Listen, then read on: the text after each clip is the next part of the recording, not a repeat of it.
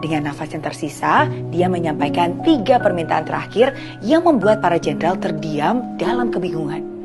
Permintaan pertama, ucap Alexander dengan nada tenang. Aku ingin hanya dokter terbaik yang membawa peti matiku.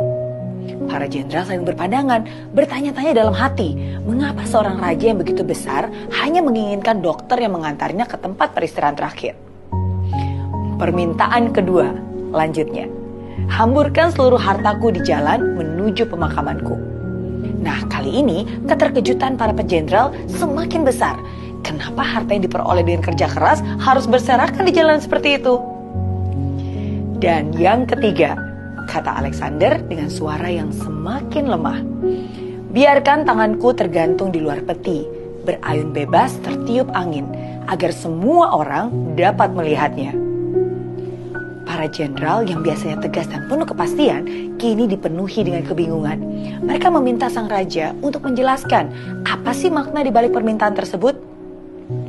Dengan senyum tipis dan penuh kebijaksanaan, Alexander menjawab, dokter terbaik yang membawa peti matiku, aku ingin menunjukkan bahwa bahkan mereka yang paling terampil sekalipun tidak dapat menghindarkan aku dari kematian. Kematian adalah bagian dari hidup yang tidak bisa dihindari oleh siapapun. Hartaku yang berserakan di jalanan, aku ingin dunia tahu bahwa kekayaan yang kita kumpulkan di dunia ini tidak akan membawa kita kemana-mana. Segala yang kita kejar pada akhirnya akan tetap tinggal di bumi ini. Para jenderal mendengarkan dengan seksama. Mereka mulai memahami kedalaman pesan yang disampaikan oleh raja mereka. Dan tanganku yang terjulur keluar, kata Alexander dengan penuh makna. Aku ingin orang-orang mengerti bahwa kita semua dilahirkan dengan tangan kosong. Dan kita akan pulang dengan tangan kosong juga. Hidup ini begitu singkat. Dan yang paling berharga dalam hidup bukanlah harta, tetapi waktu yang kita miliki. Jika kita menyia-nyiakan waktu, kita akan kembali kepada Tuhan tanpa membawa apapun yang berarti. Dari kisah ini, kita diajak untuk melihat hidup dari sudut pandang yang lebih dalam.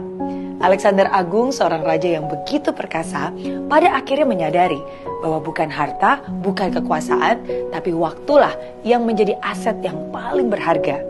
Waktu yang kita miliki di dunia ini adalah kesempatan. Kesempatan untuk berbuat baik, kesempatan untuk meninggalkan warisan yang tidak terlihat oleh mata, tapi dirasakan oleh hati. Jangan sia-siakan hidup yang hanya sementara ini. Gunakan setiap momen dengan bijaksana.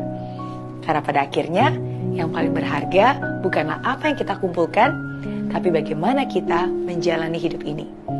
Karena pada saat waktu kita habis, yang akan dikenang bukanlah harta yang kita miliki, tapi jejak kebaikan yang kita tinggalkan.